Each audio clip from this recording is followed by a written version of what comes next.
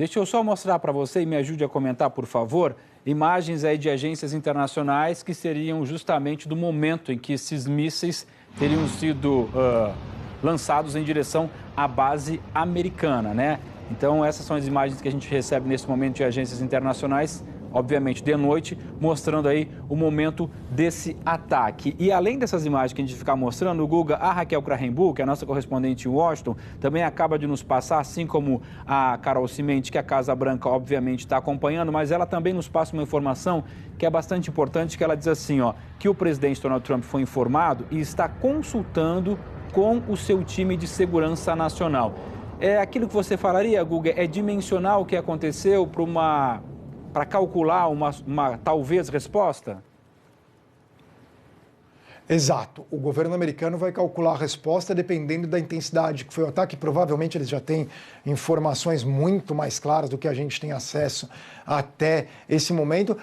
A base americana não é que eles estão vulneráveis completamente. Eles têm ali baterias antimísseis, são os Estados Unidos da América, um país poderosíssimo. Eles conseguem evitar que muitos desses mísseis cheguem a atingir a base. A gente não sabe se algum ou alguns atingiram tudo isso. Agora o Trump vai discutir com o Gabinete de Segurança Nacional dele para avaliar qual pode ser a resposta. Quer dizer, o Trump tem que... Porque se não morreu nenhum americano, e eu, por exemplo, estivesse nessa reunião com o Trump, eu falaria, vamos evitar uma escalada, não morreu nenhum americano, a gente conseguiu a grande vitória, que foi eliminar o maior inimigo dos Estados Unidos, que é o Soleimani, você vai sair como vitorioso dessa questão, vamos seguir em frente, a economia americana está muito bem, não vamos evitar uma subida no preço do petróleo, uma guerra não vai te beneficiar em nada, você vai poder falar que você matou Bagdade do grupo Estado Islâmico, que você também matou Soleimani,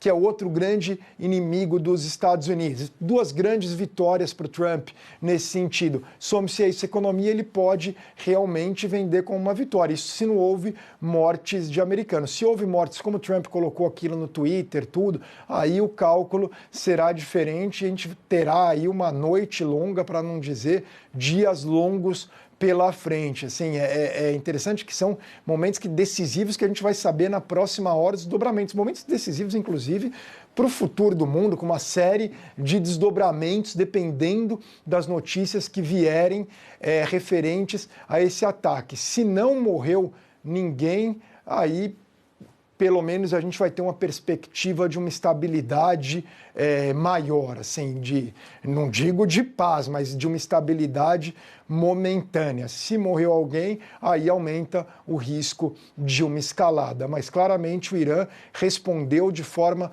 convencional, militarmente, ao ataque que matou Soleimani.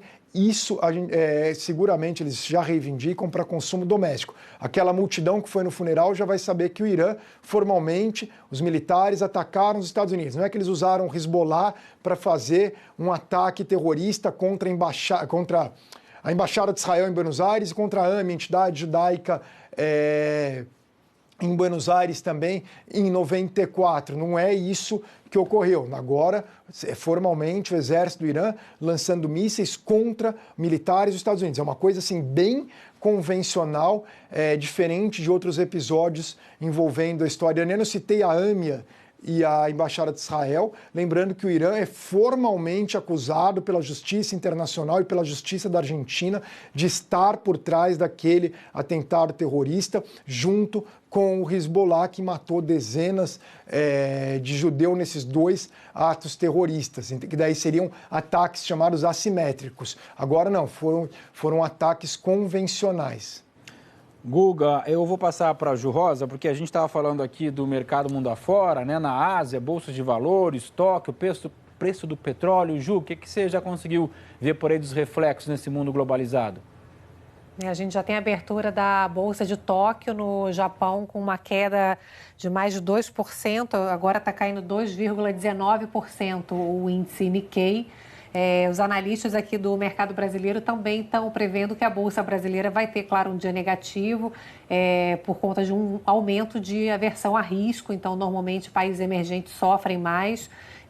Como eu falei aqui agora há pouco, os índices futuros de Nova York, que já começam algumas negociações antes do mercado abrir oficialmente, já mostram as bolsas americanas também queda. O petróleo sobe mais de 4%, o petróleo também no chamado mercado futuro em Nova York, e o ouro também está subindo, se aproximando aqui de $66. Então, a gente já tem reação aí do mercado financeiro. Como o Guga estava dizendo, o mercado financeiro já esperava reação do Irã ao ataque dos Estados Unidos. O que o mercado financeiro estava aguardando era o tamanho dessa reação. Se seria uma reação onde não houvesse mortes, que é o que a gente está aguardando aí de informações, ou se fosse reações que ultrapassassem as chamadas linhas vermelhas do Trump, onde ele reage se você ultrapassa, por exemplo, o uso de armas químicas e morte de americanos. Então, ele reage a certas linhas, né, a certos limites, onde ele coloca